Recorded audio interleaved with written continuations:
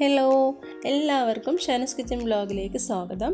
ഇന്ന് ഞാൻ നല്ലൊരു ബീഫ് വരട്ടിൻ്റെ റെസിപ്പി ആയിട്ടാണ് വന്നിട്ടുള്ളത്. പൊറോട്ടയുടെ കൂടെ, ചോറിൻ്റെ കൂടെ, നെയ്ച്ചോറിൻ്റെ കൂടെയൊക്കെ നമുക്ക് നല്ല ടേസ്റ്റോട് കൂടി കഴിക്കാൻ പറ്റിയിട്ടില്ല.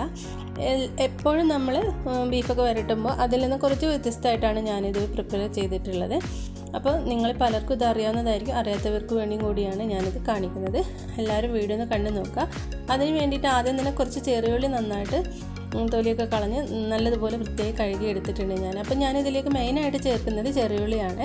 നമ്മൾ വലിയുള്ളിനെക്കാട്ടും ചെറിയുള്ളി ഇട്ട് വഴറ്റിയെടുക്കുമ്പോഴാണ് ബീഫിൻ്റെ ആ ഒരു ടേസ്റ്റ് നമുക്ക് നല്ലതുപോലെ കിട്ടുക. അപ്പോൾ അതിന് വേണ്ടിയിട്ട് കുറച്ചധികം ചെറിയുള്ളി ഞാനിവിടെ തൊലിയൊക്കെ കളഞ്ഞ് കഴുകി എടുത്തിട്ടുണ്ട്. പിന്നെ കുറച്ച് വെളുത്തുള്ളി എടുത്തിട്ടുണ്ട്, ഇഞ്ചി എടുത്തിട്ടുണ്ട്, കുറച്ച് കറിവേപ്പില എടുത്തിട്ടുണ്ട്. ഇനി ഇതിലേക്കുള്ള സ്പൈസസൊക്കെ നമുക്കൊന്ന് വറുത്തെടുക്കണം. ഒരു 2-3 കഷ്ണം പട്ട എടുത്തിട്ടുണ്ട്, ഗ്രാമ്പു, പിന്നെ വലിയ ജീരകം, കുരുമുളകാണ് എടുത്തിട്ടുള്ളത്. ഇത് നല്ലതുപോലെ ഒന്ന് റോസ്റ്റ് ചെയ്തെടുത്തിട്ട് ഇതൊന്ന് പൊടിച്ചെടുക്കണം നമുക്ക്. അപ്പോൾ ഇനി ഇതിൻ്റെ കൂടെ തന്നെ നമുക്കൊരു 3 ടേബിൾ സ്പൂൺ മല്ലിപ്പൊടി ചേർത്ത് കൊടുക്കാം. മല്ലിപ്പൊടിയും കൂടി നല്ലതുപോലെ ഒന്ന് വറുത്തെടുക്കാം.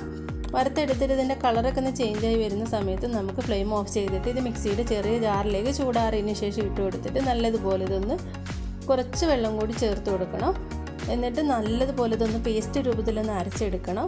ഈ ഒരു മസാലയിൽ നമ്മൾ ബീഫ് റെഡിയാക്കി എടുക്കുമ്പോൾ നല്ല ടേസ്റ്റാണ്. നിങ്ങൾ എന്തായാലും ഉറപ്പായിട്ടൊന്ന് ട്രൈ ചെയ്ത് നോക്കുക, അപ്പോഴേ നിങ്ങൾക്കത് അറിയാൻ പറ്റുള്ളൂ. ഇനി ഇതിലേക്ക് 1 ടേബിൾ സ്പൂൺ വെളിച്ചെണ്ണ ഒഴിച്ച് കൊടുത്തിട്ടുണ്ട്. കുറച്ച് വെള്ളം കൂടി ചേർത്ത് കൊടുത്തിട്ട് നല്ലതുപോലെ ഞാനിതിവിടെ അരച്ചെടുത്തിട്ടുണ്ട്. കുക്കറിലേക്ക് ബീഫ് ഇട്ട് കൊടുക്കുക, ആവശ്യത്തിന് ഉപ്പ് ചേർത്ത് കൊടുക്കുക. ഇനി ഇതിലേക്ക് മഞ്ഞൾപ്പൊടിയും ചേർത്ത് കൊടുക്കുക. എന്നിട്ട് കൈകൊണ്ട് നന്നായിട്ട് കുഴച്ചതിന് ശേഷം ഒട്ടും വെള്ളം ചേർക്കാണ്ട് നല്ലതുപോലെ ഇതൊന്ന് വേവിച്ചെടുക്കുക. അപ്പം ഞാനൊരു 5 വിസിലിന് ബീഫോട് വേവിച്ചെടുത്തിട്ടുണ്ട്. ഇനി ഒരു ചട്ടിയിലേക്ക് വെളിച്ചെണ്ണ ഒഴിച്ച് കൊടുക്കുക. വെളിച്ചെണ്ണ നന്നായിട്ട് ചൂടായി വരുമ്പോൾ നമ്മൾ അരിഞ്ഞു വെച്ചിട്ടുണ്ടായിരുന്ന ചെറിയുള്ളി ഞാൻ നടുകെ ഒന്ന് കീറിയിട്ടുണ്ട് കേട്ടോ, ചെറുതായിട്ടൊന്ന് കട്ട് ചെയ്ത് കൊടുത്തിട്ടുണ്ട്. ഇനിയിപ്പോൾ കട്ട് ചെയ്താതെ അങ്ങനെ ഇട്ട് കൊടുക്കുകയാണെങ്കിൽ കുഴപ്പമൊന്നുമില്ല, എന്തായാലും അത് വഴന്ന് കിട്ടുമല്ലോ. ഇനി ചെറിയുള്ളി ഇട്ട് കൊടുത്തതിന് ശേഷം നല്ലതുപോലെ ഒന്ന് വഴറ്റിയെടുക്കാം. നല്ലതുപോലെ വഴറ്റിയെടുത്തിട്ട് നമ്മൾ ഇനി ഇതിലേക്ക് ചേർത്ത് കൊടുക്കുന്നത് ഉപ്പാണ്. അപ്പോൾ നമ്മൾ ഇതിൽ മസാലയിലേക്കുള്ള ഉപ്പ് ചേർത്ത് കൊടുത്താൽ മതി. ബീഫിലേക്ക് നമ്മൾ ഉപ്പ് ചേർത്തിട്ടുണ്ട്. ഇനി ഇതിലേക്കൊരു 3-4 പച്ചമുളക് കീറിയിട്ട് അതും കൂടി ചേർത്ത് കൊടുത്തിട്ടുണ്ട്. ഇനി എല്ലാം കൂടി നന്നായിട്ടൊന്ന് വഴറ്റിയെടുക്കാം. ഇനി നമ്മൾ ഇഞ്ചി വെളുത്തുള്ളി ഒന്ന് ചതച്ചെടുത്തതാണ്, അതും കൂടി ചേർത്ത് കൊടുക്കുന്നുണ്ട്. ഇനി നമ്മൾ നേരത്തെ അരച്ച് വെച്ചിട്ടുണ്ടായിരുന്ന ആ മസാല ഇതിലേക്കൊരു 2 ടേബിൾ സ്പൂൺ ഞാൻ ചേർത്ത് കൊടുത്തിട്ടുണ്ട്.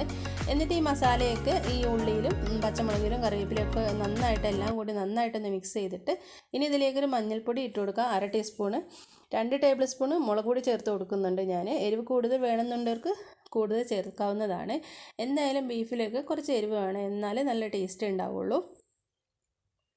ഇനി എല്ലാം കൂടി നല്ലതുപോലെ വഴറ്റി ആ എണ്ണയൊക്കെ തെളിഞ്ഞ് വരുന്ന സമയത്ത് നമുക്കിതിലേക്ക് ബീഫ് വേവിച്ച് വെച്ചിട്ടുണ്ടായിരുന്ന ആ വെള്ളം ഇതിലേക്ക് ചേർത്ത് കൊടുക്കുക. അതിൻ്റെ ആ ഒരു വെള്ളം ചേർത്ത് കൊടുത്തിട്ടുണ്ടെങ്കിൽ നമ്മുടെ ആ മസാലയിലേക്ക് അതിൽ കിടന്ന് വറ്റി വരുമ്പോൾ നല്ലൊരു മണം, നല്ലൊരു ടേസ്റ്റ് കാണും നമ്മളെ ബീഫിന്. ഇനി ഇതിലേക്ക് നമ്മൾ ആ വെള്ളം ഒഴിച്ച് കൊടുത്തതിന് ശേഷം നല്ലതുപോലെ വറ്റി എണ്ണയൊക്കെ തെളിഞ്ഞ് വരുന്ന മസാലയൊക്കെ മൂത്ത് വരുന്ന സമയത്ത് നമുക്കിതിലേക്ക് ബീഫ് ചേർത്ത് കൊടുക്കുക. ഇപ്പോൾ ഇതിവിടെ നല്ലതുപോലെ മസാലയൊക്കെ മൂത്ത് വന്നിട്ടുണ്ട്. ഇനി ഞാനിതിലേക്ക് ബീഫ് ചേർത്ത് കൊടുക്കുകയാണ്.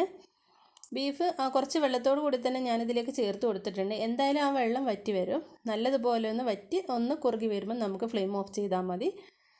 അപ്പോൾ എല്ലാവരും ഈ രീതിയിലൊന്ന് ട്രൈ ചെയ്ത് നോക്കുക, ഉറപ്പായിട്ട് നിങ്ങൾക്ക് ഇഷ്ടപ്പെടും. നല്ല ടേസ്റ്റാണ്, അടിപൊളി ടേസ്റ്റാണ്.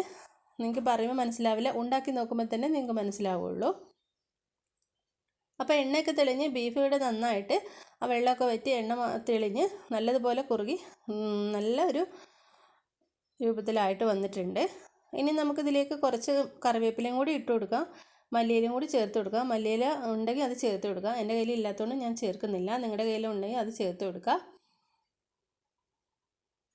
കുറച്ച് കറിവേപ്പിലയും കൂടി ഞാനിതിലേക്ക് ചേർത്ത് കൊടുക്കുന്നുണ്ട്. ഇനി നമുക്ക് ഫ്ലെയിം ഓഫ് ചെയ്യാം. എന്നിട്ട് ഇത് ഗ്യാസിൽ നിന്ന് മാറ്റിയതിന് ശേഷം നമുക്കൊരു പ്ലേറ്റിലേക്ക് സെർവ് ചെയ്യാവുന്നതേ ഉള്ളൂ. അപ്പം നമുക്ക് ബീഫ് വേവിച്ചെടുത്തിട്ട് ഇങ്ങനെ മസാലയൊക്കെ റെഡിയാക്കി എടുത്തിട്ട് ഇതുപോലെ ഒന്ന് തയ്യാറാക്കി നോക്കുക. അപ്പം നമുക്ക് ഇനിയും അടുത്തൊരു വീഡിയോ കാണുന്നവരേക്കും thank you. Bye from Shana's kitchen and vlog.